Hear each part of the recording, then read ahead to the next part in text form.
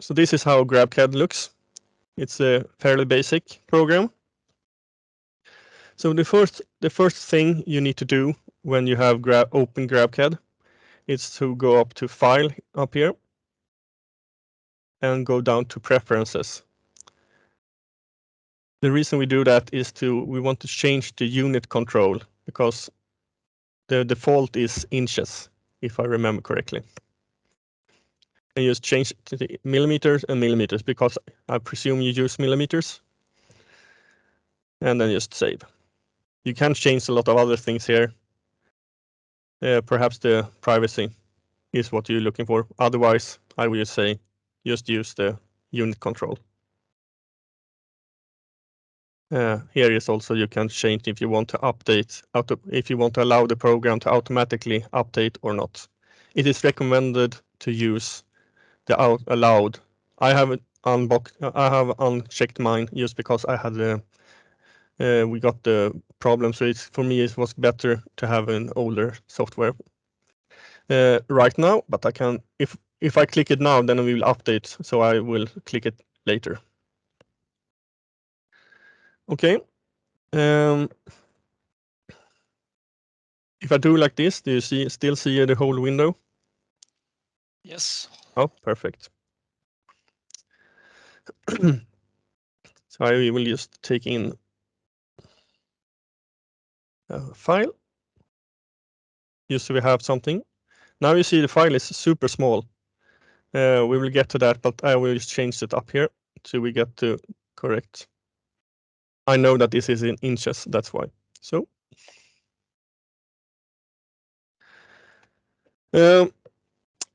if you look on the left here, then you have the print menu. It's in the window we are right now. And the next window is the schedule. Here you see our F370. And we have a part that lies in the queue. Then you see the clock is if it starts at this time, the clock doesn't seem to be exactly. Okay, so it's 10 a.m. And then you see exactly how long it will take to print. It will be finished around 8, I think. And also, if you look here, you see that it has a mark.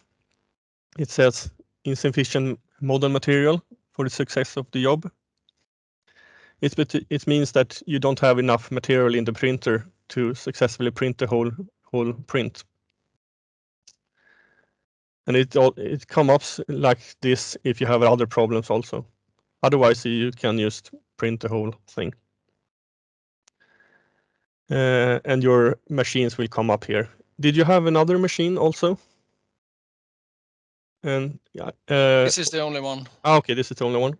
Yep. Then you only will see one machine here.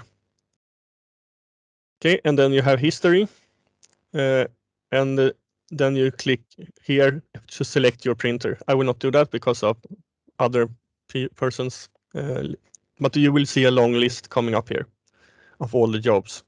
And then you can see how much material that was used, how long time it took, and then the name and the user. Down here, you have the button to download the new software. You see, it wants me to restart the install.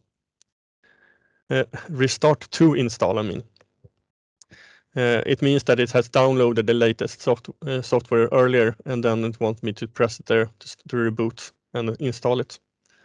If you have the file up here in the preferences, it will do it automatically. So that's why it's recommended. And Grabcad is fairly often updated because Grabcad is their main software they use for all the machines. So that's upgrades quite often. I'm not exactly sure how often, but a few weeks or months or something like that. Down here, you have just news, what's new. And here is who is logged in. So this is Protec. this will be you, Peter, when you do the account, and that's why you need to be logged here to see the history and so on. Okay, go back to print. Then we start from the top here. This is all the views, different views you can have of the build table.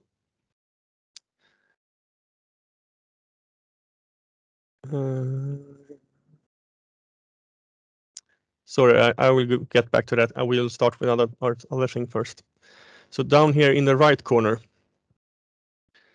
you can see it says 370, and then you have the serial number of the printer and that is printed completed.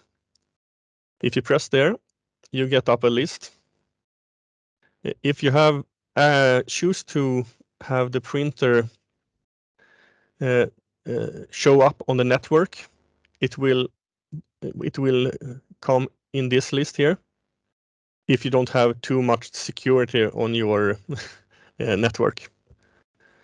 Otherwise, if you have problem finding a printer, you just go to the printer, check in the network settings, and type in the IP address here, and then it will show up.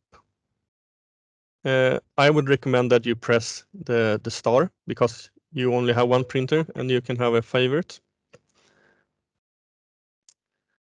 In here is your printer details when you have the printer.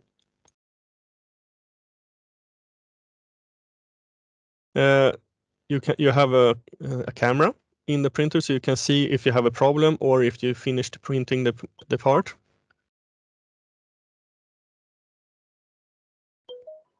Sorry, I need to turn off the sound. I don't know why it's making noises. We have one of our that can't see your right window. I don't know if you can't see the video now. It was the chat. Okay, sorry. What can't he see? He said he can't see the right window. You are talking about several options to choose from, but I can see your cursor is fixed at a point. It's not moving, so it's probably only me. Oh, okay. The mouse, you mean? Yeah. Okay, it's stuck for you. Try to take down the window and up again. It could be something like that. Okay, I will try. Or just log out and log in again. Oh, that can work also. Probably disconnect the camera if you fake. Probably that interferes with it as well. Yeah, you don't need to have the camera on if you don't want to. Not for me anyway.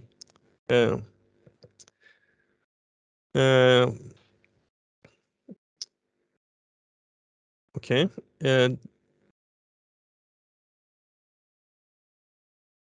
What's happened now? Okay, yeah, everybody turned off. Okay. Yeah. Should I also turn it off? Do you want me to? You can have it on. It's okay. Okay, I will continue. Yeah. Okay, is he still here? Oh, good. He's still here. Okay. Do you see the window now? Does the mouse move? I will join again. Yeah. Okay. We wait to him till he's come back.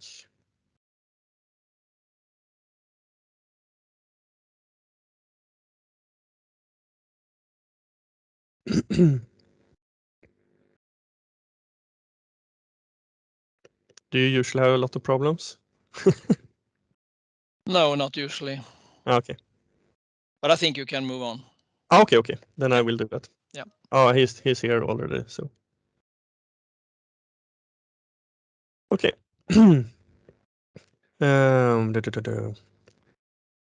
Okay, so we are in printer and printer details. This button is quite good to know about because you can also get some other stuff from there. Here you have the camera and the queue, which part that is in the queue.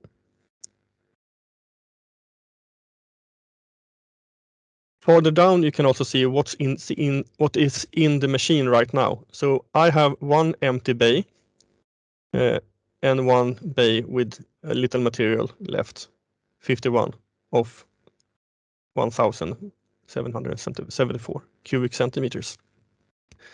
So all the spools have a chip that is recording how much material is in on the spool and how much is left. And the same for the support. So you have 2 support roles and 2 model roles. Further down, you also have the model tip and the support tip. It's T14 on both, and you say how many hours it has printed. Normally, you get a message around, I think it's 13 or 1400 hours that you need to change the tips, need to change the printer heads, because they have a lifespan of around 1500 hours. But you can ignore it and continue if you want to, but just be aware that you can get problems if you do that. And in the envelope, the build chamber, you have correctly 80 degrees Celsius. And when you start to print, it will go up to 90, depending on the material, of course. And the model tip and support tip, which temperature it has right now. And if it's starting to heat, it will also show a target, which temperature it will go up to. Yes. And then we have printer settings. Here is the place you can update your software or software the updated software of the printer. But you need to put the printer first in upgrade mode. And if you wait just for some time, it will pop up a button here, or it will say printer software is up to date. Down here, you have a button that is called Export Printer Configuration. It's a file that is good if you send to us. If you have a problem with the printer, try to take out this file and send it at the same time with your error description. This file is containing every click, every change of the material, everything that this machine does, and get input from the display from you when you're pushing it. It's easier to find errors that way. Okay, then I will go out from this one. Okay, so now I have put in this file here. This file you can see in a different many angles. So up here is all the angles for the printer, for all the different types. So from the top, you get the part from the top, and from the bottom, from the left, and so on. So the best one is the isometric view, I would say, or you can just scroll and turn on right click, hold your right click mouse, and then just rotate. So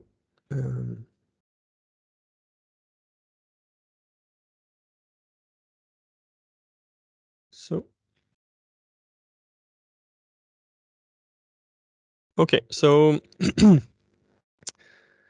when you take in a part, it will say if it's broken or something is wrong with it, then you see it up here.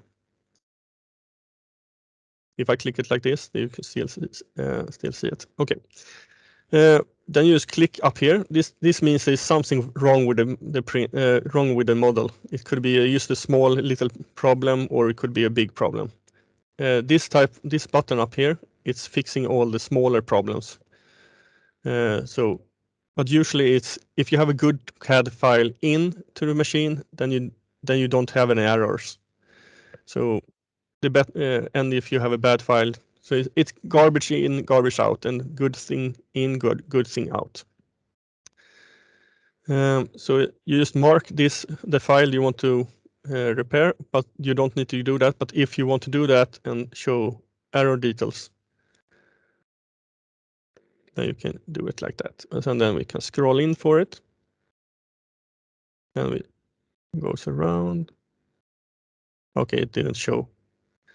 It didn't show it. Sometimes it's not easy, but if it were an error that you could see, it will show the self-insert and whenever it goes into the self or have an open space. Inverted normals, I'm not 100% sure about that one actually, but it is if you have an error. So then you just press repair all models, and it's usually fixing the problem. That's why this button is very useful.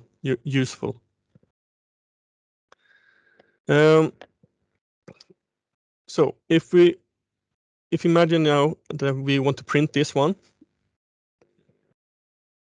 first we need to check so it's in the correct size, and then we need to mark it.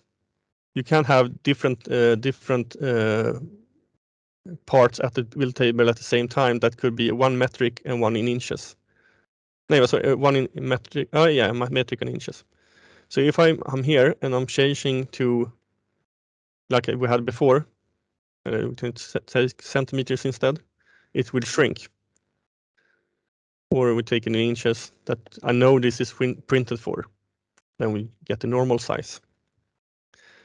That's why if you do a CAD file in millimeters, that's why you want to have it up here in millimeters, because then you get the default by millimeters. If you go to the next button, is the trace settings. This is where you decide which material you want to print this part in. And just because we have chosen this machine now, you get restricted to which materials this machine can use. So this is all the material this machine can use.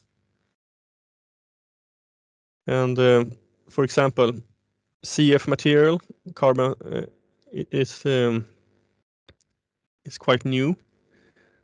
Carbon fiber, so it's sensitive to moisture. ESD7 is sensitive to moisture, and Daran sensitive, and TPU sensitive. The normal materials that you usually use, the normal ABS plastic, that is the basic plastic that you have in everyday, like your phone case and so on, or your mouse. ASA is basically the same, but with UV resistance. Some prefer the look of ASA over the ABS. And PCABS is a bit stronger, and PLA is the one that usually is used in hobby printers, that is recycled plastic. Most people that have this type of printer don't use that one. And PLA can only use in draft mode, so it's you can't use the parts afterwards. Basically, you can just look at it. But the machine right now have PCABS, so we can continue with PCABS.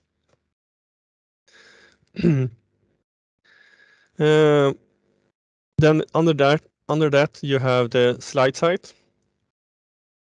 You have the same tip on all slide height, but it can adjust that, so you can get the different height. This is just the layer thickness. So normal you have 254. That you can see that as the standard. If you go lower, then you get higher resolution, you get nicer surface finish, but it's not getting stronger. Stronger parts is basically the other way. If you want to build stronger parts, we show 254. This one I have not used actually, so I'm not 100% sure about that. On all the places you can just hold over here like this, and you can get the information. Also, when you first time start up Grabcad, I think you get a tutorial a little bit, like not exactly like this, but a little bit tutorial. Also, when you pick the material up here, then you get automatically selected which type of support material, and you see I can't change this, and I can't change that. I can only follow what this material say. So that's easy. You don't need to care about this actually. Underneath here, you have normal build style or draft. Draft is, like I told you, it's a fast print to get a model, but it's more fragile, and I would recommend to use print normal.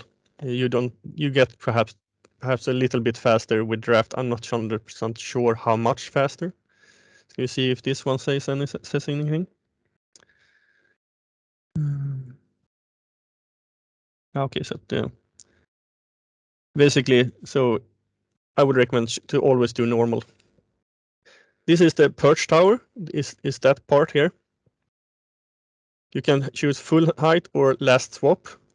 Last swap means that it's the last time it's swapping between model and support. So if you have a part that is this high, but you only have support material up here, then it will stop the tower at this height, and then you continue just with model material the rest and skip this one.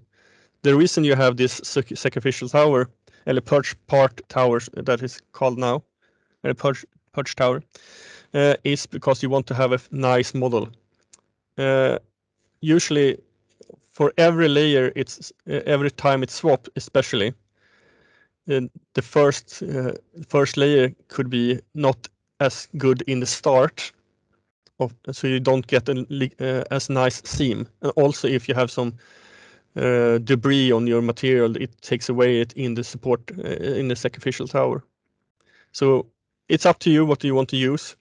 Full height is never wrong.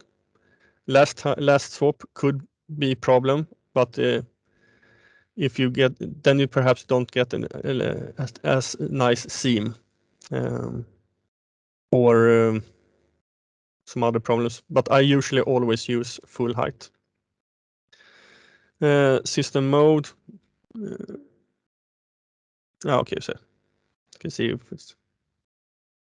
if I change it to draft, it also come up and says what is changing. I haven't clicked this because I like it when it comes up like this. Then you know what it's changing. I will change back to normal. And then you go back to which type of infill and thickness and everything. It just says what it's changing. This first layer support, this depends on which layer thickness or material you use. So if I pick the lowest here, okay, it didn't change. Let me take this one. Okay, now I've selected ASA now and selected the thinnest. Then it's become model material in the bottom. It's just the first layers that's on the build table, a build plate. And if you have model in the bottom, it's much stronger adhesive to the build plate, so the model doesn't get loose as easy. But it also makes it very much harder to remove. So but does it always print the first layer, or can you disable that one? Now you always have like 5 or 10 layers. I don't remember exactly before you get to the part. Okay. That's otherwise you can't break away the part, and it's also to get the perfect surface when it continue building. So the reason you have model material used for the smaller here is because it's probably harder for it to stick. But if I change it to 254, then you see then it changes it to support material. So, but also when you have built on one spot, if I build this part here and then build it exactly at exactly the same on this spot again, it will be easier to remove the next time. So that's also why you should only use the build plates a certain amount of times when you build at the same spots, because it gets looser and looser and looser every time. But you can just feel with your hand on the build plate if it's slick and slippery. Don't use it. Don't print on that spot, or don't use that build plate. I mean, what do you do then? Do you throw it away, or do you? Yeah, throw it away. And you have gotten a build in your starter pack. You have a box with like 20 build tables, but you can use it a lot before you need to change it. And even if it's slick in just one part, you can just build here instead. That's why when you print parts, don't just print in the middle, because that just change it around, print all the spaces in the build table. Even if it's the easiest place to just put it in the middle and then print, but then that part of the build plate will be worn very fast if you do it that way. Okay. So you spread them around. You will notice what I mean when you start printing. So it's no problem. Then we go. Then I go back to the PCABS. I just do it, but we start with that one, and then we change it. So you see, it's depending on which material you use. In the end, I will show you how I normally just process a part, just so you see how to do it. Now we just go through all the settings. So now on the model settings.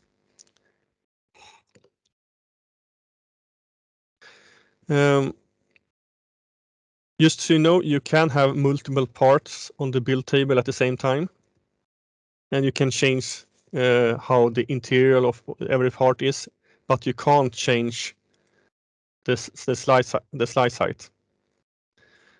Just one thing that is very good to know is about slice height is that if you're gonna do a thin wall in a CAD file that you're printing, the thinnest wall you should do is not more than double the slice height. So if you have 254, you should not have lower than, I believe, 580. You understand what I mean.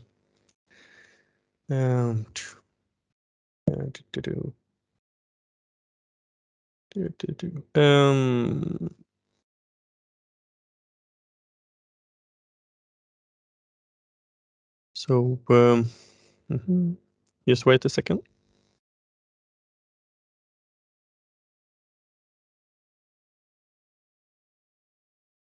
Yeah, exactly. So 508. So that's an important thing when you do in the CAD files and they want to have thin walls. Just do it double this height, double the thickness of the slice height. Back to the model. So like I said, if you have many models on the build table, you can change the interior of all the parts when you're building it. So if I mark this one, I can change the different type of the infill styles that it will build. If I just want to have a fast part, I use the sparse, and it's more like I want to look at the part. It's not super strong or anything like that. And in double dense, it's like sparse but with more infill, and then you have a hexagram pattern to get the best uses between the model and support. And then high density, and then solid. Solid is if you want to have a really hard structured part. It's like it says, it's a solid part. But if for example you notice that the part is getting loose on the edge when you're printing the part from the build table, it's lifting up on the edge, like we call it curling. It curls up the edge. Then it can be good to test to print it in high density. But always things like this: do I really need to print it in high density or solid? Because it takes more time to print it like that and takes much more material. Or is it acceptable for me to print it in double dense, because double dense feels very solid when you're holding it. Also, if I remove this file, I just mark it now and delete. So if you take a CAD file instead, the file before was an STL file. If I take a CAD file right now and just drag and drop on the build table, you can also use the up here a file and change and select the file. But I usually use drag and drop. Drag and drop is usually much easier. So this file is just a normal CAD file. So I just pull it directly. So I mark it, and I want to have yes, I should just orientate it, then auto orientate. We will get to that later. So, and model settings again. So you can choose the infill as before, but now just because you have a CAD file directly, you can also do the advanced settings and go to faces. For example, this one, if I go from the top like that, where I will want to have a slight angle, so I just right click and hold and turn it. Let's say I want to have inserts in these holes so that I can apply. And then I just need to find this circle here and click it, and apply inserts. And then it will ask me which type of inserts: heated or hexagonal insert, and which standard and which type of screw. So this is a very useful tool if you want to put parts together. Okay, and if, for example, this one, if I mark it like that, and I want to have the surface thicker, maybe we can take this also if we want to have it. I will take this for it. Right now it's just one layer thickness around the hole, but if I want to have it thicker, then we do it like that, and now it will be more. We can't see.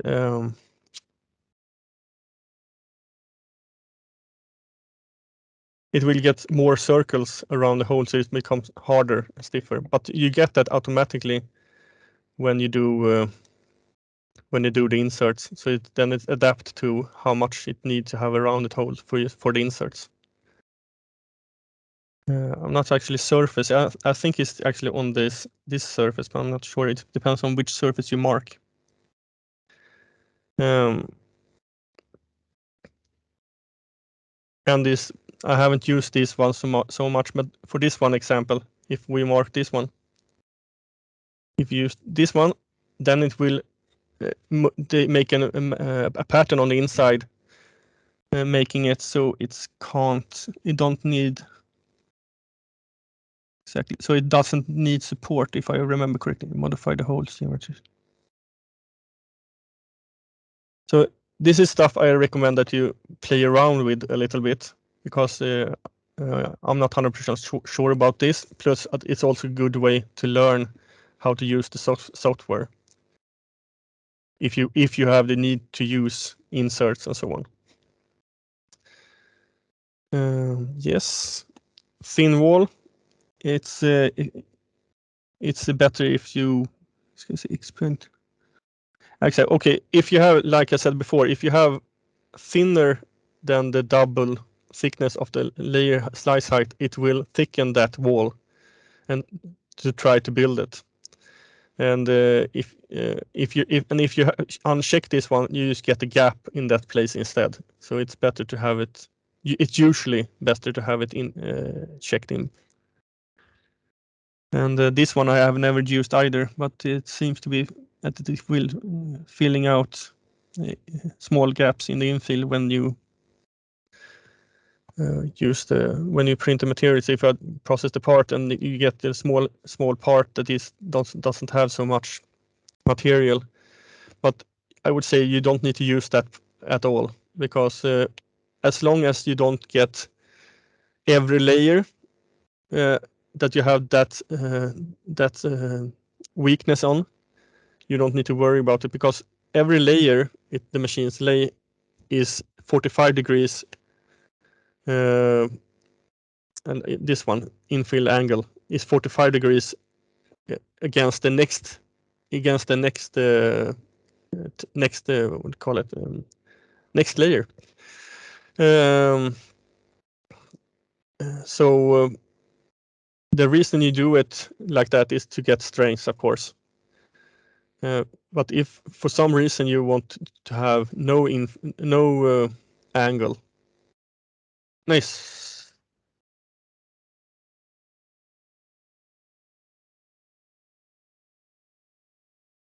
I just want to double check. So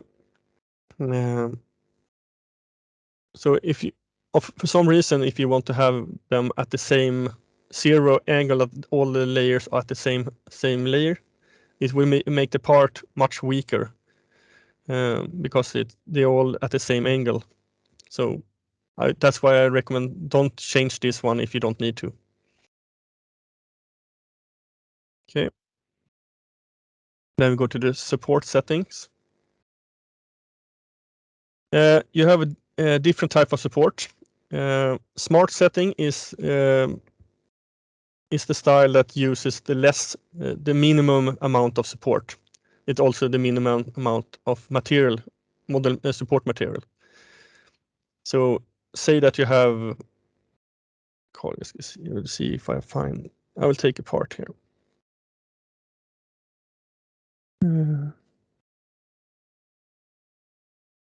Take it like that. I will remove this one so it becomes easier for my computer. And this little part here, we need to change it like that. And then I will turn it upside down.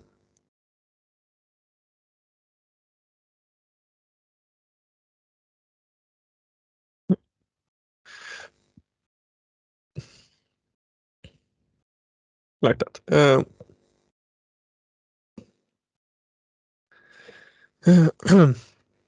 So if we have the support settings and we use smart support, it will start. I will see if this button, there is the show preview. It shows exactly how the machine will print. I think this is a good way to show it.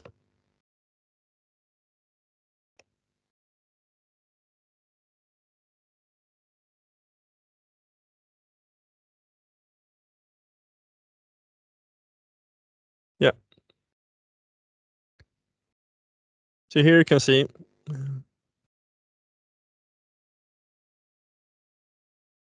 they just had a base and then it become wider at the end.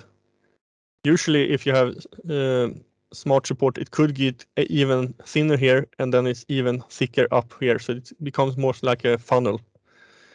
That's how it saves support material.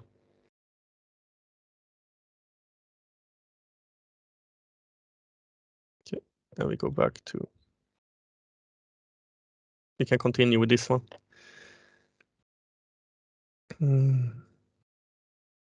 So that's the smart support. That's why you use it. And the sparse support is basically the same as smart support, but it just has a pillar a straight pillar all the way from the bottom. The basic, I have never used basic actually. Support have denser raster pattern with no contour or grid. Okay.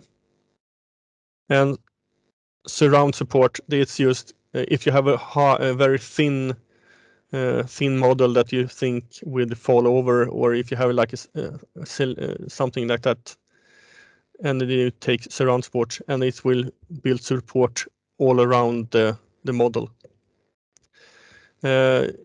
Usually I would only use this one if I had problem printing with sparse or smart. So smart or support, sparse or smart, that's the main basic ones that you use. Box I have never used either. Support has a wide box raster pattern with no contours. I'm not actually 100% sure about that one. Sorry. This one is quite useful if for like this one. This part has a straight. Just you know that we're only going to have support right here. Then it's very useful to put like use model material, because then it will only build a little bit support in the bottom and precise on the contact surface with the part here. The rest will be model material in between. And that will make so the machine doesn't need to change between model and support material all the time. It can just continue with model material, and it will go much faster to print.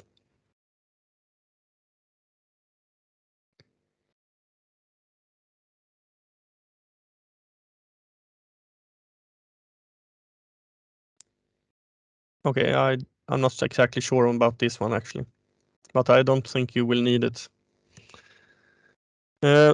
This one, growth support, small only. It's the base where the support is growing. So it's recommended to have it that, because the support material get better adhesive to the surface, so it doesn't fall over and stuff like that. The self-supporting angle is changing automatically when you're changing the model material and slice height.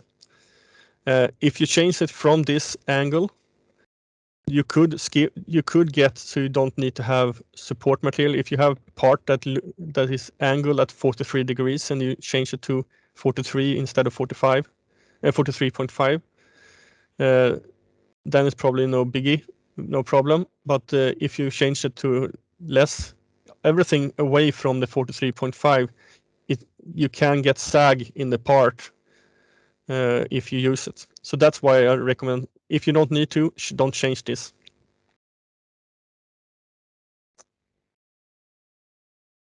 Base style. This is a new for me. I haven't not seen this one.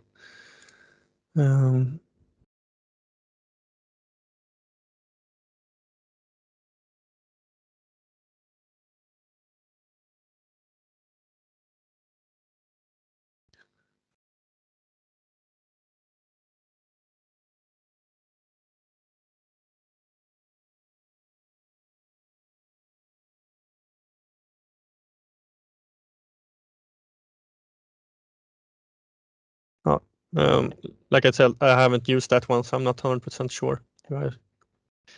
Okay. Then we have stabilizers and anchors. These two I will not go through, but these are stabilizers. If you have like a thin, high part, then you can use stabilizers. And anchors is if you like building the whole build plate in one solid part, or one big part, and you notice that it doesn't get stuck to the build plate, then you can use anchors. But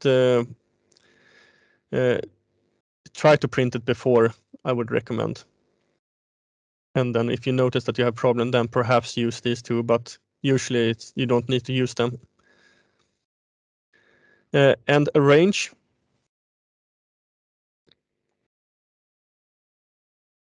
Arrange is just as it sounds. It's how you have them on the build plates. So if I press the arrange this tray, it just focus them together. If you build a part on the whole build table, then you have this little space here for the support tower. I mean the sacrificial tower. If you build on the whole build plate.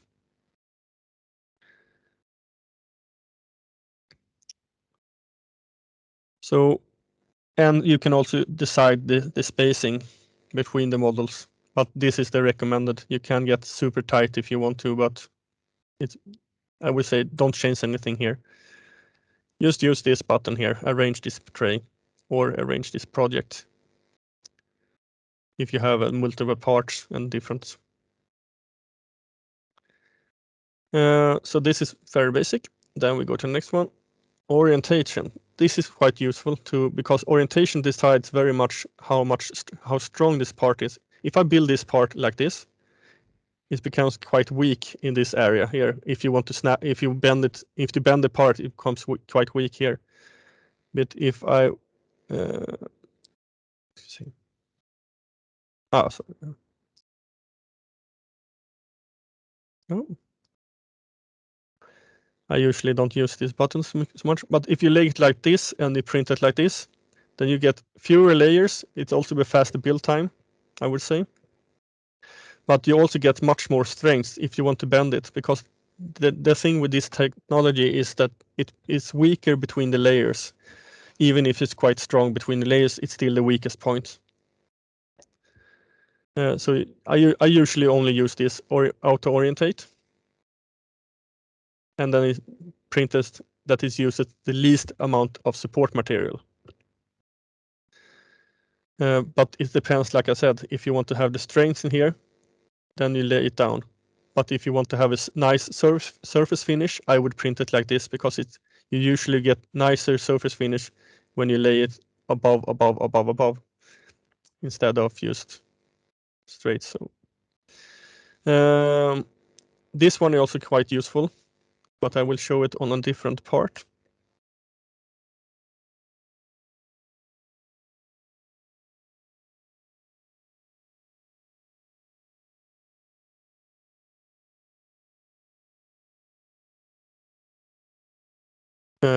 This is an American company, that's why all the parts are in inches. We are not an American company, but the machine is from Stratasys, that is an American company. Okay, so I will go to orientate and mark the model. Which model I want to? You always need to mark the model or models if you do like that. So I will do the auto orientate, so it will maximize, so it's minimizing the amount of support.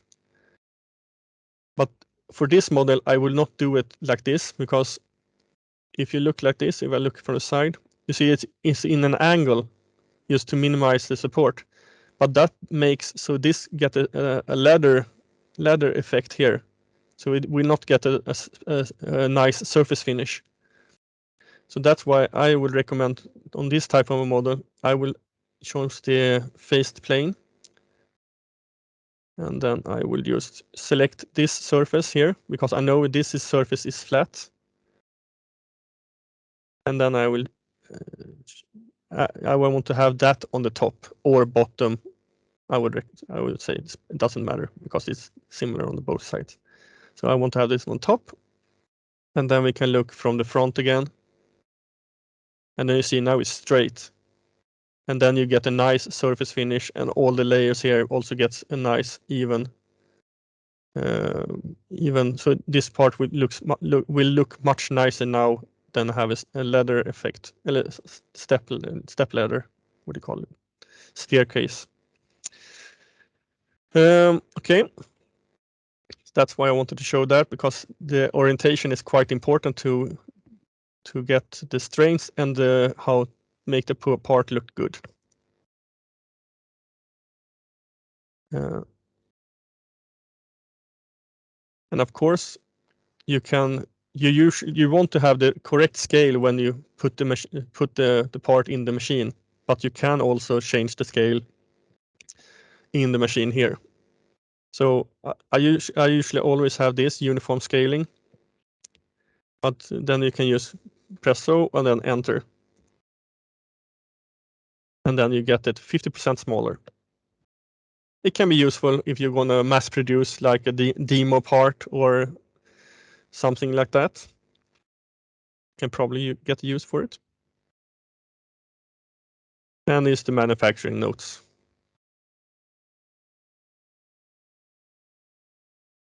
Okay, so now I will show you how I will do if I take in a part. You can take that wrench again, you can remove it.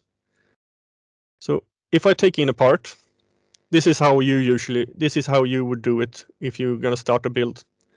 So first, normally I select the printer, but you only have one printer, so you don't need to do that. Make sure that you are logged in here. Then I just mark the printer, select the correct size for the, but you probably have it correct from beginning. After that, I would do the orientation. I will usually first start with auto orientation, but as you know on this part, it was not good to do that. So I will change this orientation to the top and double check so I got it correct. Yes.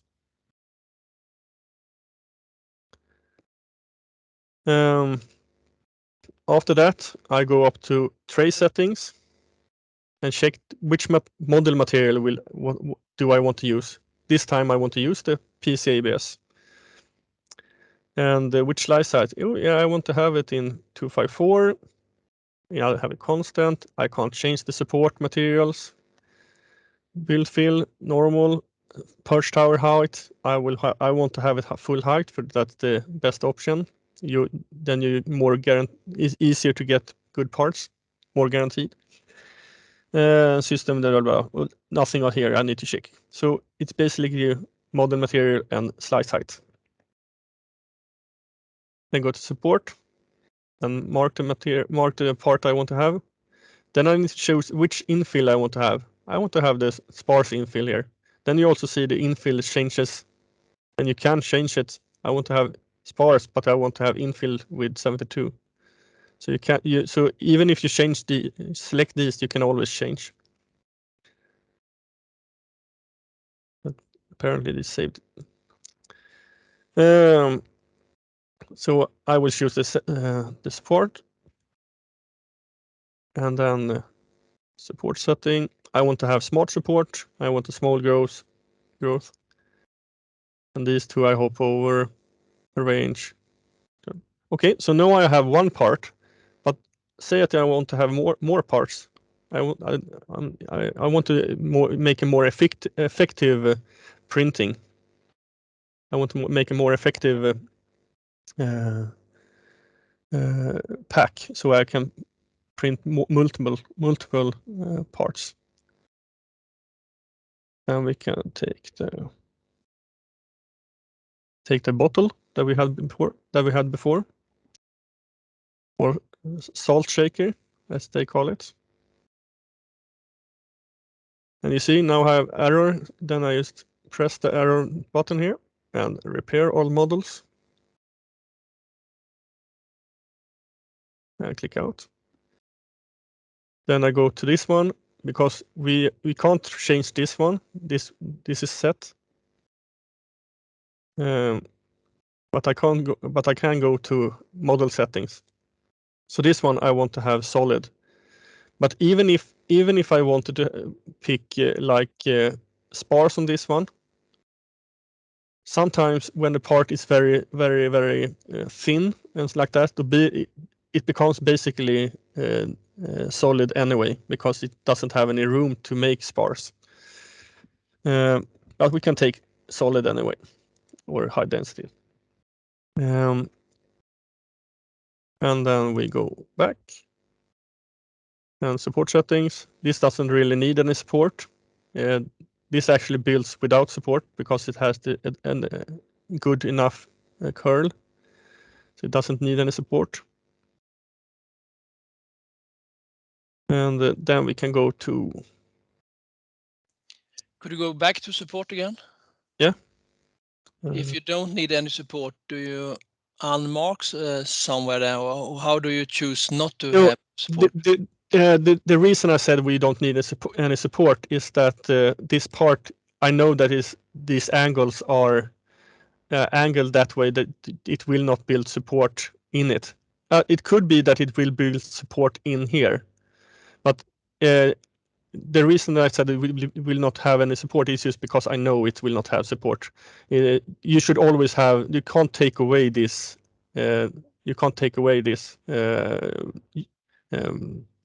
You should always have this in the, because when you process the part, the machine, the program will check the part and slice it and check. Okay, we need to have support on these places. Okay, so it's always on. The support Yes, setting is always on. Exactly. Yeah, okay. You just choose which type of support you want. Yeah. Okay. And then when you process the file, it will check, do I need support here? Okay, I don't need any support. Then it will not put any support there. So okay, thank you. Okay, no problem. And like you see, now I have two parts, but I can choose exactly where I want to have them. But it's usually easier to just here arrange this tray. Then you get the starting line. Then you can change where you want to have them. Or if you, like I told you before, if you have like, okay, it's everybody prints in the middle. I don't want to have it in the middle. You can print it like this, and then when you go to the printer, we usually leave it so you can in the machine. You can have an option that you can check in to have that every time you start a build, you can choose where you want to place the part. So that's why you can choose to put it here from the beginning on the left side. But when you get to the machine, you can always change it to the right side. At least this pack. Was that clear? I felt it. I want to make sure that you understand what I mean. Yeah. Okay. Yeah. Okay. So, and after I done this, let's see. We do it like I told before. We do it like arrange this tray like that. Then we can press this button here, down here, estimate. If we want to estimate how long this will take, we can try this. This can. Okay, good. It was not too hard for the machine. I was worried that my computer was not strong enough. Yeah, it would take time, but it seemed to be going fast.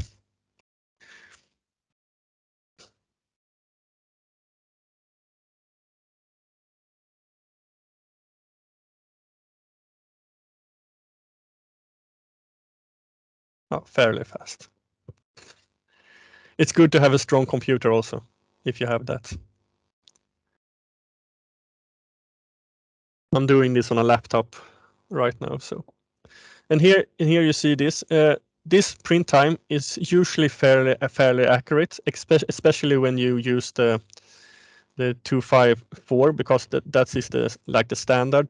If you go the smaller tip, it could take longer time, and if you go bigger tip, bigger slice height, as I mean thicker, then it could get a little bit less. So this is just an estimate. That's the thing you need to know. The model material and support material, how much will be used.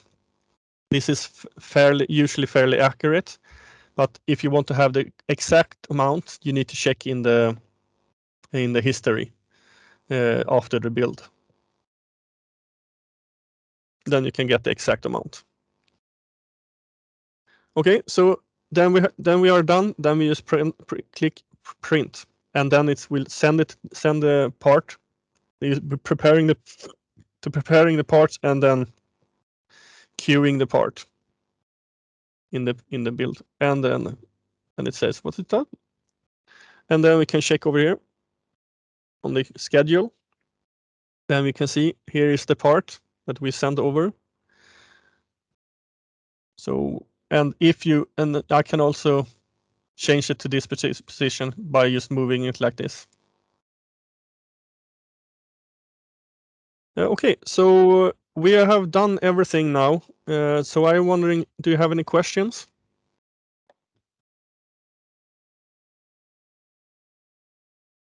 Okay. I have any questions later on, but we can take it on the end.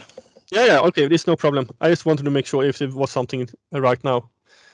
Okay, then I will try to transfer you to my cell phone so we can go down to the machine.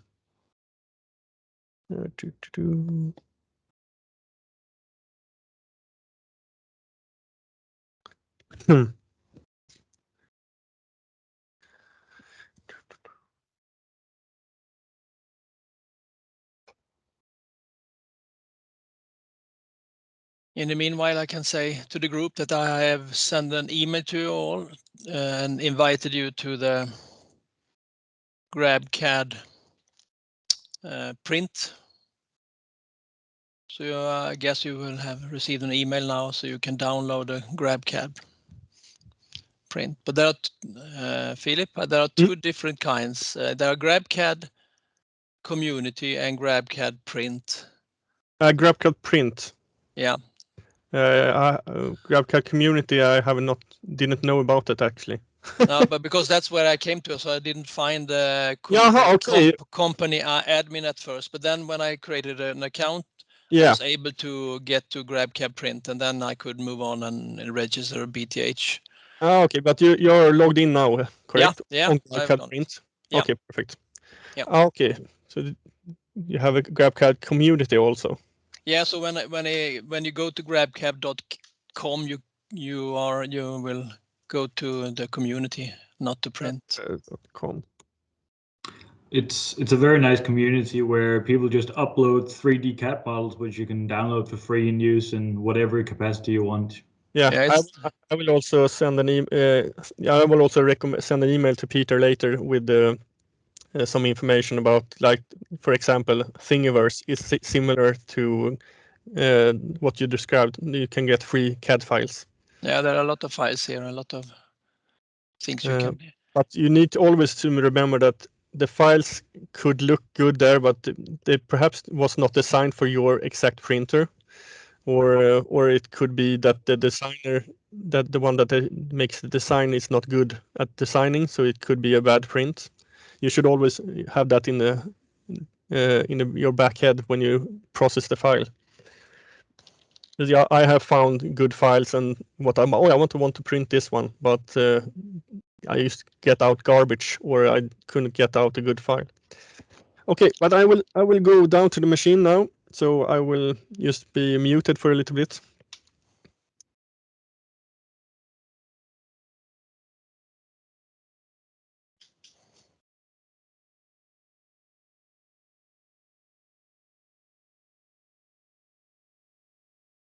Do you hear me? Sure. Yeah, double. So you need to mute the computer microphone. I've done that now. Why? Apparently not. Okay.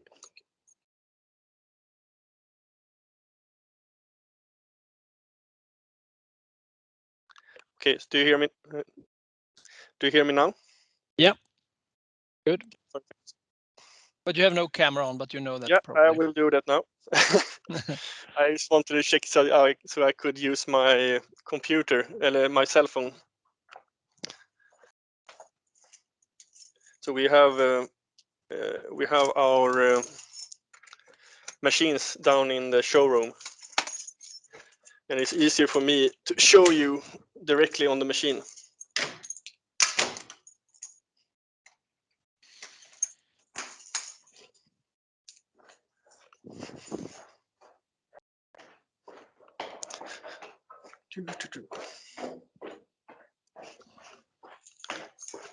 Just tell me if it's shaky or something like that when we are starting. Yeah, it's okay now. But you did send a file to the printer now from the software. Yes. Yeah.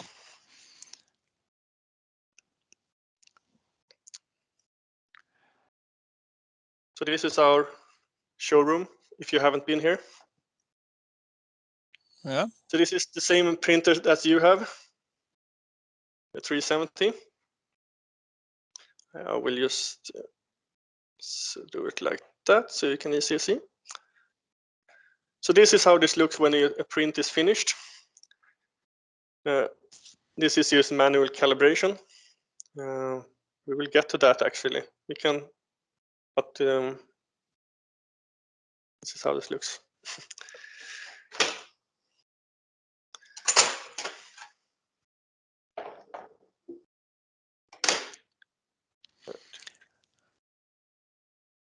A question there, does the machine recognize if there isn't any build plate in the machine? Yeah, it does. It will not be able. It will feel. Oh, okay, it doesn't work. Okay, so yeah, okay. So it's no problem. Sorry, okay, but I don't know what happened with the picture. The video stream is just rubbish on my screen suddenly when you sort of looked at Oh, it. sorry. Yeah, It's- sorry.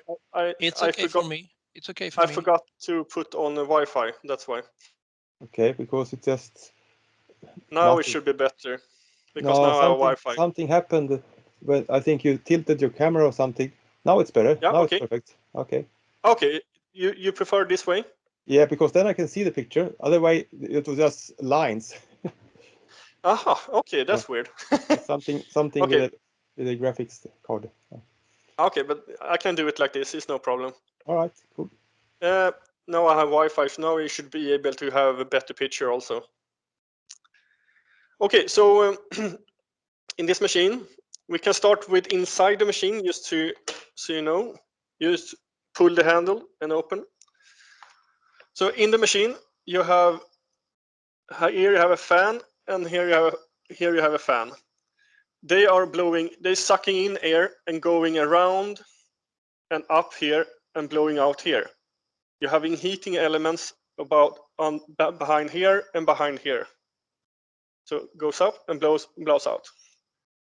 The build tray works like this. It's very simple.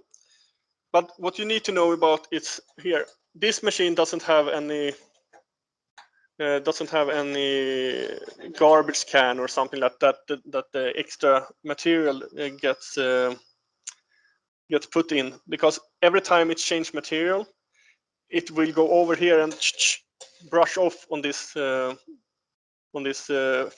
these brushes, and then we drop down extra material on the bottom of the build plate. So you need to clean out the build plate, the build chamber on the bottom after each print, or after some other, if you notice that it's starting to get material build up on the bottom. Okay, it's nothing more in here actually, but these ones you can just lift up and remove.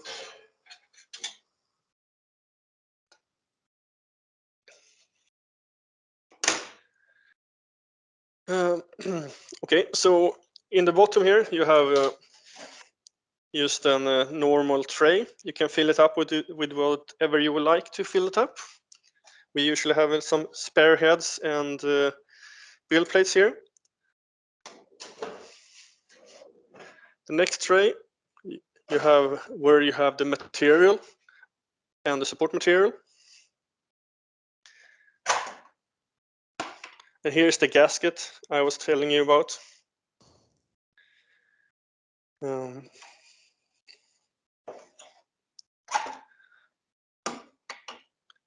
So now when you put down the spool, you have a ship on that side.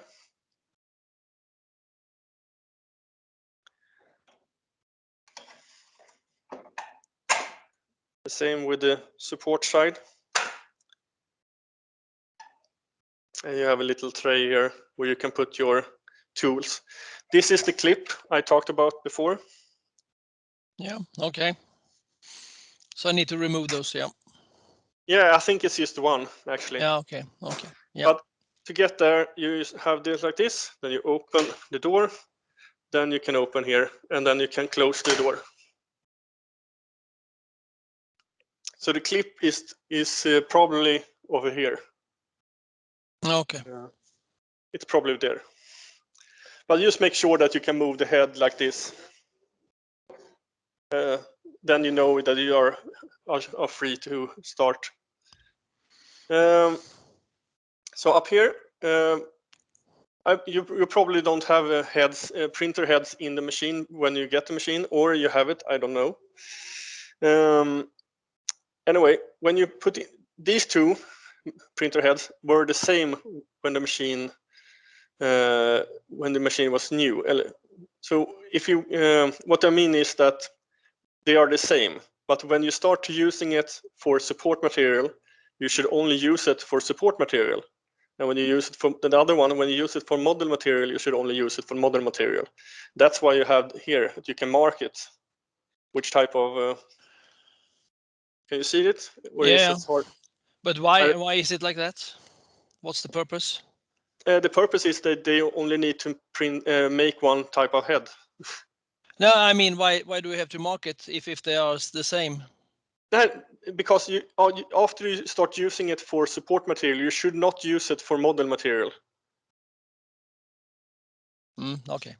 And if you by accident move over the support head to the model side, it will recognize it perhaps as a model. I'm not sure, but if you move a model head to a support side, it will say no, you can't use this here. So okay. So but they are the same before you start using them for this purpose. Anyway, so here you have a toggle arm.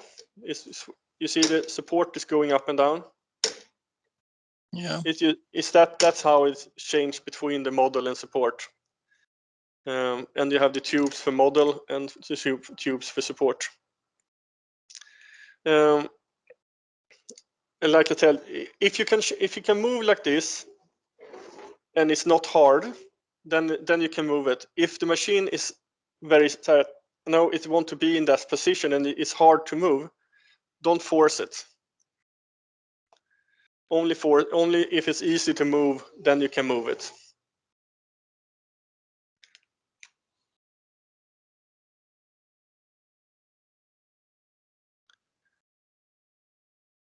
Okay. We will start before we go over to the hardware. We go through the screen. So I think that's the best way. Okay, just a question before, Philip. Yeah. Do you always need to go to the machine to be able to start the print? No, you can put the machine in wait for part when you are at the machine. You go in here and there, there, and then you press wait for part. Then it's ready to wait for part. But this is only for one build. It's not multiple build, only for this next build. Oh, okay, okay. But I presume that because you are a school, you probably always have a queue. So that function perhaps is not so good, perhaps not so good for you. But if you, for example, if you want to go home, you put the machine in wait for part, then you go home and process the part at home and then send it to the machine. Then you can start it in the evening and then you get the part finished by the morning, perhaps. So yeah, okay. So that's why it could be good for you. But if a school, I presume you always have many in the queue, then it's probably then you can't really do it that way, because wait for part is just it's starting the next part that is sent to it. You understand? Yeah. There? Okay. Yep, Thank you. yeah. Okay. Good. Perfect. Then we go back to the start. So here you can see this is the part that is next in queue. This is not my part. My part is this one, and I mark that one. I will see if it comes up here now. No, I need to mark that one. Sorry.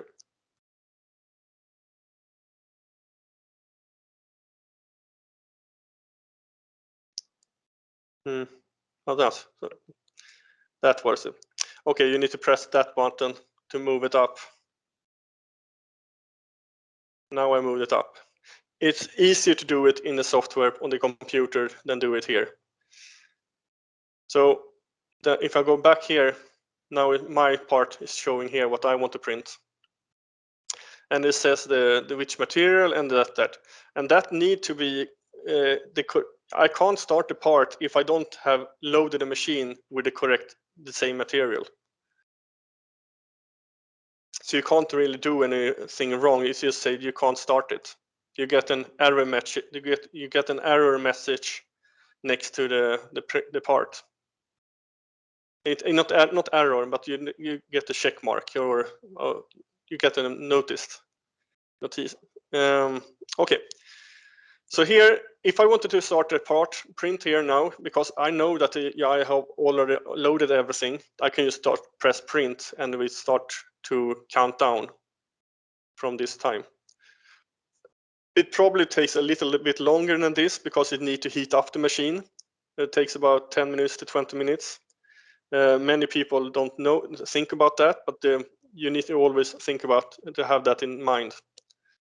Because right now, like I told you, the machine is in like 80 degrees and you need to go up to 90. Go over to next here. Like I showed before, this is the queue. You can always scroll up and down and go. Okay, now we only have 2, so we can't scroll. But you can go in to check which one. I will see what's this one do. Okay, this one can be good if you don't have internet access and process a part. You can take it out with a USB stick and put it in here and start and print it from there. Or you can use the internal storage. You have some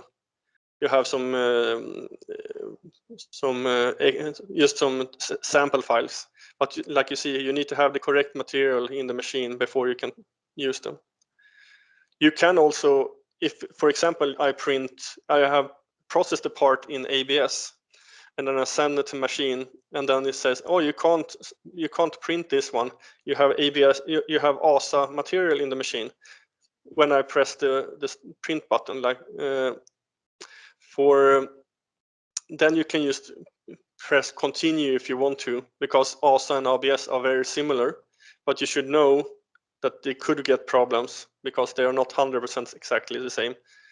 But you can skip it, you just print anyway. Because sometimes you do the wrong material when you process the file. It can easily happen the best one. But you try to print it in the material you process the part in. I have a question there about the USB. Yeah. I don't know how you do it in other schools, but I mean, can students download the software without I have to add them to the system? Yes, Grabcad is a free software. They just need to have an account. Okay, so they can produce the STL file or the file for the print, and then they can bring it to me, and then we can print from USB instead of I have to add each student into the system. Yeah, you could do that, I think. Yeah, Yeah. That's one way to do it, but it's probably easier for you to just tell them to send it directly to machine, perhaps. But if you want to have control, but that way you can do it that way. But to be able to send it to the machine, I need to add them to the system, I guess. Yeah, exactly. Yeah. If they And want there's to. a lot of students, so okay, Okay. I will figure that out anyway. Yeah, Yep. or you could also give them the master code, master that you made, and then you just make a new password every semester. But Okay. that's the more risky, because then they have the same control as you have. Okay, so that's not an option then. No, it's better if you add them. Yeah, I would say. You can probably do it USB too, but I would say recommend it's easier for you if you have you put in the email address, I think. Just then you know that they also have the software. Yeah. Okay. Let me see. Then we go to the next segment is where you can see which material you have. So on the model side, you see it's empty here. It's because we don't have any material down here. It's empty there. And you see the numbers here. 1, 2, 3, 4 is the same up here. 1, 2, 3, 4. And if I press like this, then I can choose to do unload or maintenance. You usually only probably, if you need to have like more PCA-based plastic, then you perhaps just, this machine has auto changeover if the material takes if I only have 3%. If this goes to 0 and is empty, and I load a new material here that is exactly the same as the other one here, it will change the material and continue printing. So that's quite handy for you to use. Otherwise, you just unload the material and put in a new spool and then load it. This maintenance button is basically it's just forced unload this time.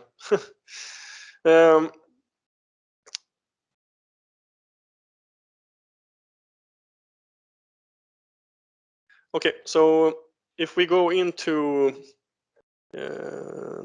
this support, it's the same on the model side, but it says this is the state and which type of material it is, QSR, white. Current volume on the spool, 100% here, so it's that much. Total volume was a 9. So if we go to the other one here, it says its current volume is 170 and the total was 980, and the serial number for the package. On this one, that is unloaded, that is not loaded, you see a check mark here. Material is already loaded, so you can't load 2 support at the same time. You only can load 1 model and 1 support. And you have the same button here. But here you have the model and support head. If you get the problem with that you don't get out any material, or that it's stuck in the printer head, and you get an error message or something like that, it can be good to just double check that you have the printer head is working correctly and that you don't have any problems with the materials. So then you can do, for example, you get a pause, the machine pauses during the night or something like that, when you print and you get to the printer and it says that it's paused, then you can start by trying to make the machine to work again, and then you do press the model head and then press the machine maintenance, and then you can press purge, and then the machine will try to purge the material. Otherwise, and if that doesn't work, I would recommend to try to unload head and then load head. If that doesn't work, then you try to purge it again, and so on. And if that doesn't work, I would unload head and then try to take out the material and double check so the material doesn't have get stuck on the spool, because that could happen also. This is a little bit of overcourse right now,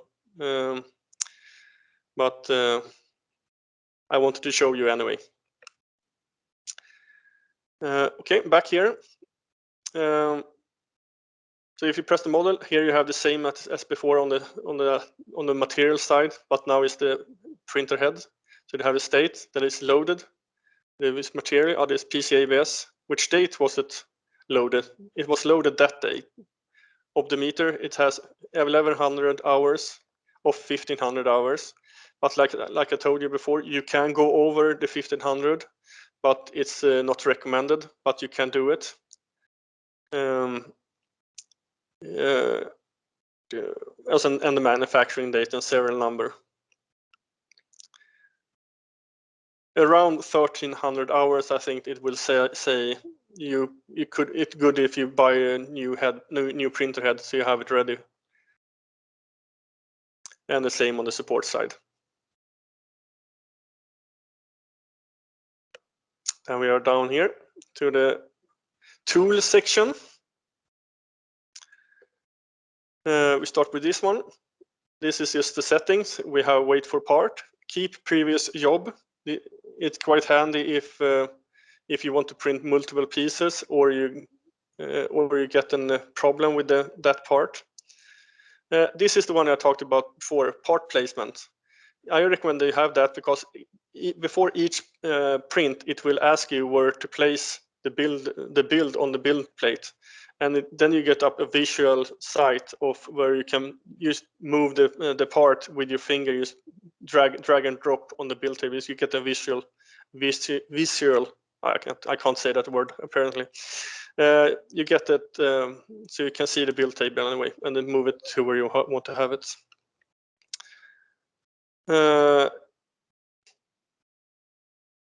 MT Connect, I actually don't know what it is. This is every time they upgrade the machines, so it comes new stuff for me too. Diagnosed interface, I haven't used that one. Here I have first layer model material. Default is equal to support. You can choose to always have model support in the beginning. Of course, like I told you, in the software it changes depending on which layer height you have, layer thickness and material. But if you pick model here, then they always have model material in the beginning. So the recommended is to use default here. So the software is changing by themselves. And the units, we have metric. When you start the machine later, you need to change this to metric if you use metric. Just go in here, metric or English. This don't say inches, it say English. And also here is the quick start mode. You also have the energy saver, but I will strongly recommend to use the quick start mode. Energy saver is that after each print, it goes down in temperature. It turns off the heating. But if you have quick start on, it stays about 80 degrees in the build chamber, and it goes faster to start the next build. You can get some problems if you use the energy saver with quality problems. That's with the moisture and so on. That's why I want to recommend that you use the quick start. And language, you should choose which language. You don't have Swedish, I think, so you need to. I will recommend to pick that on English because that's what most people use, and we're speaking it right now. Screen brightness. Screen brightness, it's up to you which brightness you want. We have 100% because it's standing close to a window and it's easier to see in the screen then. To find this one on the network, it's use the UPnP on. Otherwise, you probably need to put in the IP address from the machine. Wi-Fi, we have turned this off. If you want to use Wi-Fi, you need to get a dongle and put it in the USB socket. I think it was, at least it was like that before. Just email me if you don't want to use the Wi-Fi instead of a cable, but I recommend to use a cable just because it's more reliable. Here you have the camera. So you mean we need to have a dongle on a machine that costs 350,000 crowns? Yeah. Yep. Okay. The weird thing is that the MakerBot that is over here, it has Wi-Fi in it. Yeah. Yeah. Okay, but it is what it is. Yeah, this American company, so I don't know why. They are also American, but I don't know why they don't have Wi-Fi. But yeah, if I remember correctly, you need to have a dongle. I will probably connect it to the wire anyway, so. Yeah, and that's also faster and more secure. Yeah.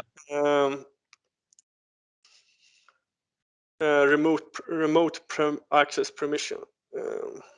Okay, this is just with the app. If you use the app, so you want to be able to do this stuff, I presume. You decide it later. Yeah. And that one is used for technicians. This as extra space. Okay, so now we have gone through the screen. Now we will do the hardware more, so you know more how to use it. So down here, like I told you, you have 2 model and 2 support. Then you also from each side you have a filament coming, and but you can only load one at a time.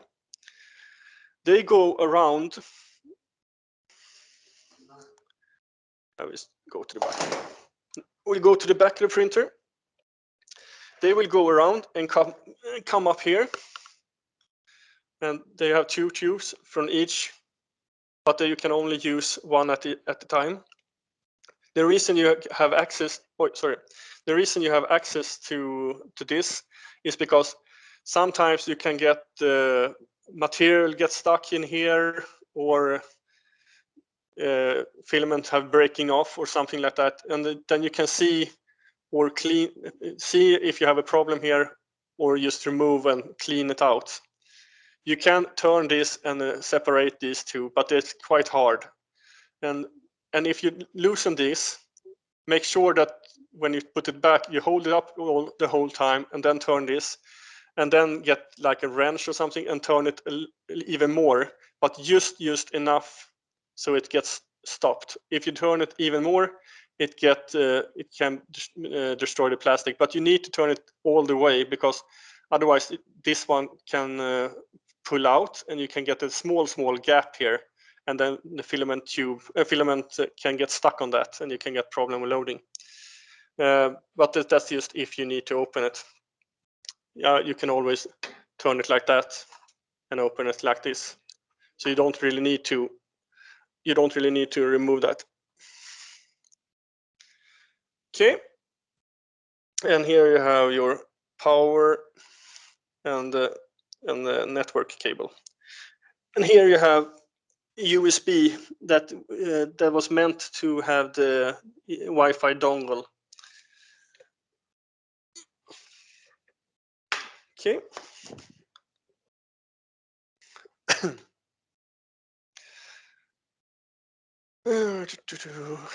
I will just get a new build plate. Okay. They are out. Here we are.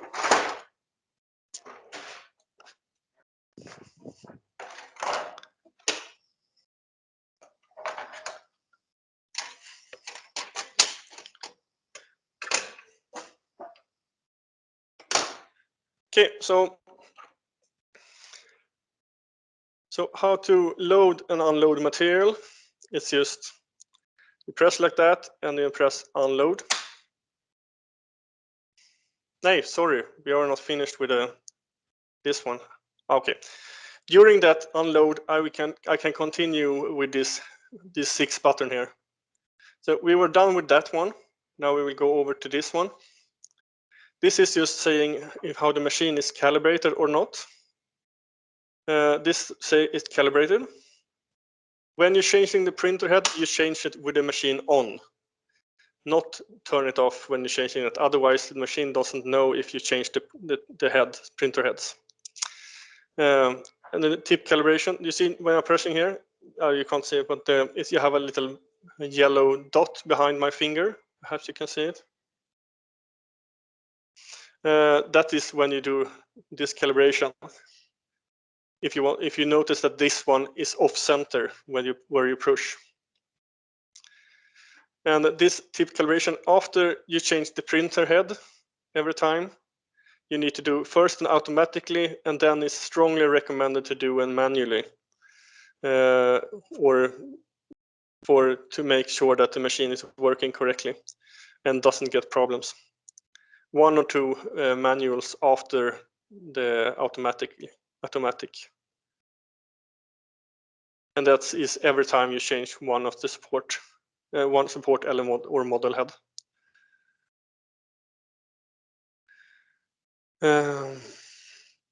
Next is the maintenance button. You don't really need to do much here, but you have the gantry stage, and you can move it a little bit here. How to move it in the different angle in different areas, up, down, left, right. Here you have the chamber.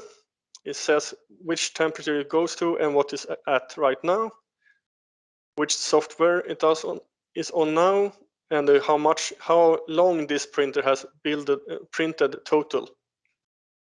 So you see this printer has been printed for a total of 5,780 hours.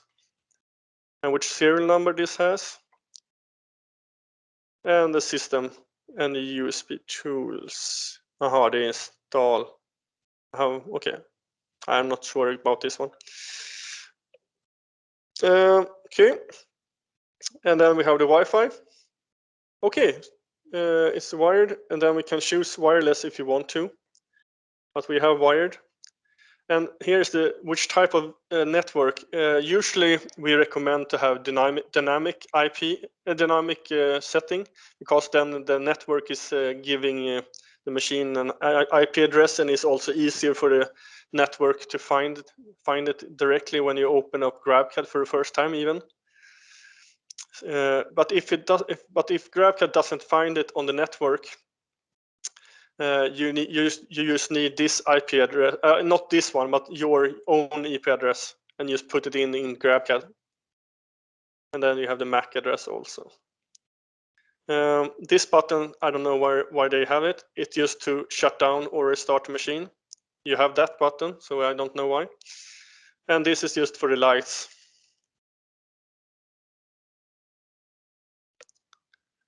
Nothing more than so.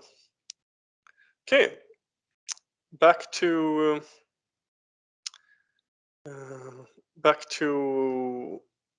changing the material. Okay, so now I have unloaded this material. Now it says load in here. And then we go down here.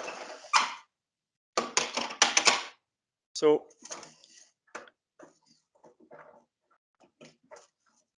okay, it got stuck.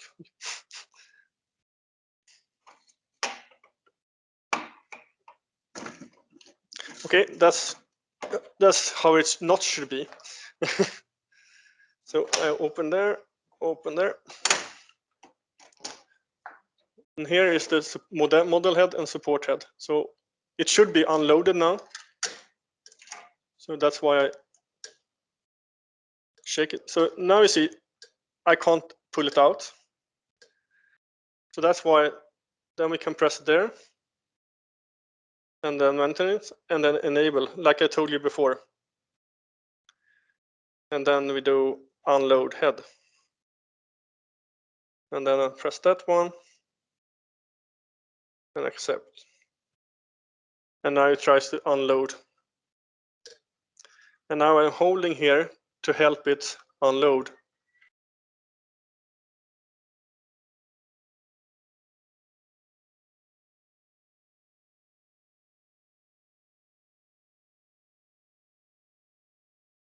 I'm just pulling it slightly. Okay, it didn't want to do that. Then we turn purge instead. This is like, it's good for you to perhaps to see this, but you can't always have it easy. Now I'm purging instead, so now I'm wanting it to heat up to that temperature.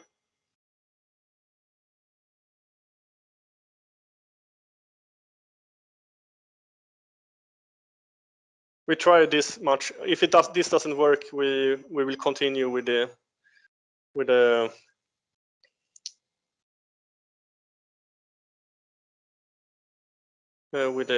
training.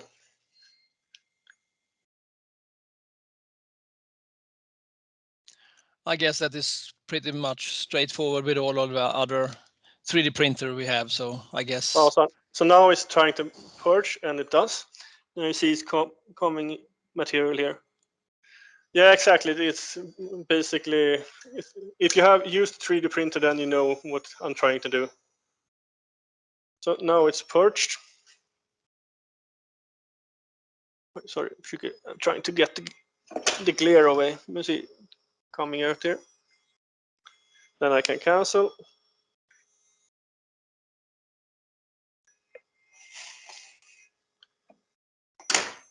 Then I can unload head.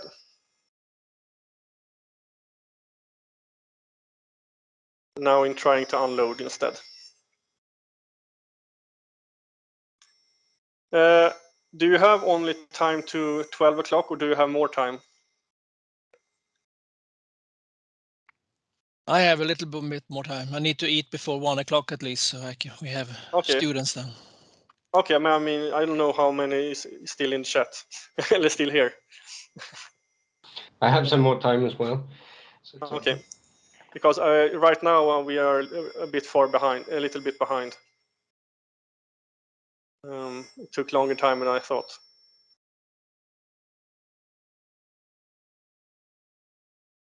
So basically, what we have left to do is, I just want to unload this material, then we will load it, then we will do a calibration. And I will show you how to do a calibration at least. If you have problems in the future, you can always contact us how to do it. And you also have it in the user manual. Have you gotten the user manual in the PDF form? I'm not sure if it's in the printer. I haven't opened the printer yet, so I just opened it and look. So I can send you over a file so you can get all languages also if someone doesn't have. But is it the same calibration as in let's say Ultimaker? I have never used an Ultimaker actually, so I don't know. But it's very straightforward, and it's you have a graphic interface. So if you look, this is how it. Can you still see me? Yeah. Can you see what I'm looking at? I can't see my picture. I can see it. So this is the square that you get out when you're printing, and then you get the same interface on the printer that has a graphic interface. So then you just look at, you have 2 strings and you have 1 white string in between. Then you just look at where the string is at the center of this area. Okay. And then you just take the dial and push it on the screen. You just hold it in and then move it to that spot, and then you just do the same for this one and that one and that one. And then it's calibrated manually. And if you want to check the C height, then you need to remove just this one. Yeah. The top layer here, and then measure it on the middle of these 4, and then just put in the value you get from the meter into the machine. This one seems to have a little bit bubbles. Okay, so now the machine should have unloaded the material. Still the same problem as before. Okay, we will ignore that this time because we don't have time for it. So I just do purge and then we let it be loaded. Otherwise, I would continue trying to do it like this and try to get it out. Or I will just, and if I don't manage to pull it out, I will try to cut it and then push it in and then continue with a new string. That's also one way to do it.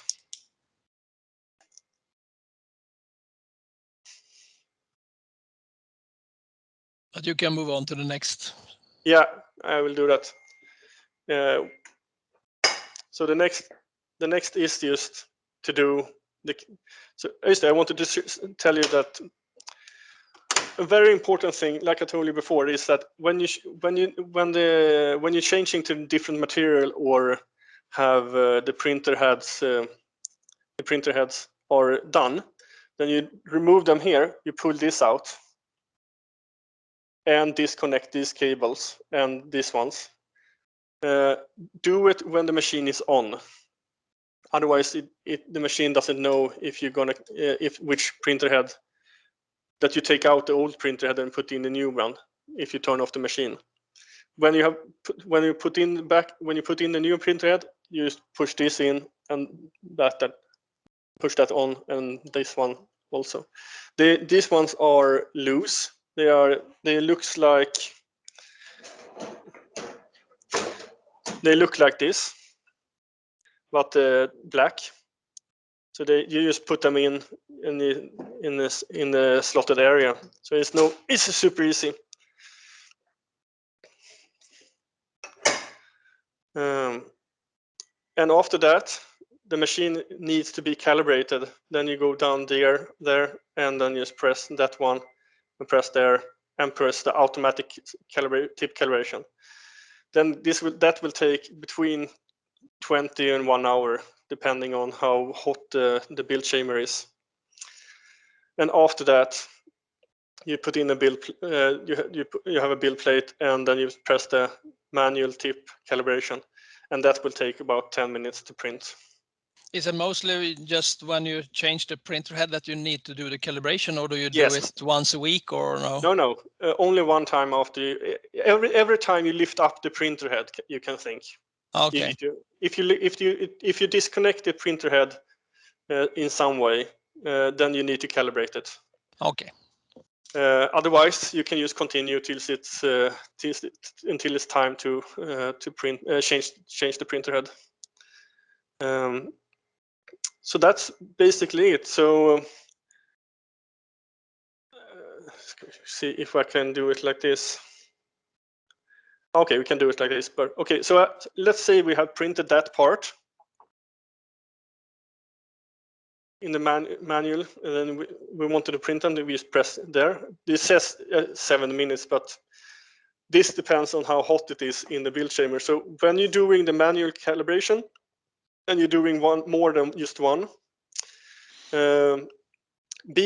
be fast when you open the door and take out the build plate and then put in a new one, and then shut the door, because the shorter time you have the door open, the shorter the next manual calibration will become. Otherwise, it needs to heat up the temperature again, and it's quite slow actually. I think to heat up just a few degrees, it could take several minutes. Otherwise, but we skip to that. We go to the skip. This is how the manual tip calibration looks. So if you have it there and then you have it here, is this a good distance that I'm showing right now? Because I can't see it. I can see it. Because I can't see my image right now. I only see PB. That's okay. Okay. Anyway, so like I told you, if we look at this one and we say, okay, you have the two strings and you have the red string here. You see, just imagine that the blue strings and the red string, you look for where that is in the middle between them. And then you just grab this one and move it to where it should be. Oh, Okay, yeah. So that's quite easy. And then also, like I told you, this string here, when you get close to 0 here, or -2 to +2 or 0, that is within acceptable tolerances. So that's acceptable. So 2, 0, or 2 again. But if you want to check the C height, you need to remove that one and measure here. And just because this one, you see, when you measure it with what do you call this in English? Calipers, I think. Calipers. Anyway, when you use this one, you just take this one and you measure it between there. You get the value that should be that one, but it's hard to get exactly. So you can get like 1 over 1 under, and it's still good. So but you try to, if it's that, then you want to have 25, 26 when you measure on the on the calibrator. And then if you like say that you get 30, 0.30, then you just press it up like this, and like that, then you press apply. I have noticed that the machine doesn't like to change more than 0.04 at a time. So if you have more than 4 from this value that you want to have, then it perhaps doesn't take the number. So you need to calibrate the machine at least one more time. And it's always good to double print 2 times, 1 or 2 times when you do the manual calibration. These ones can be hard to get exactly at 0, but they should always be between 2 to -2 at least on all the places. So was that clear enough? I just want to make sure that you understand that you need to change all the sides and get them within 2 to 02. Otherwise, that's basically all that you need to know, I would say.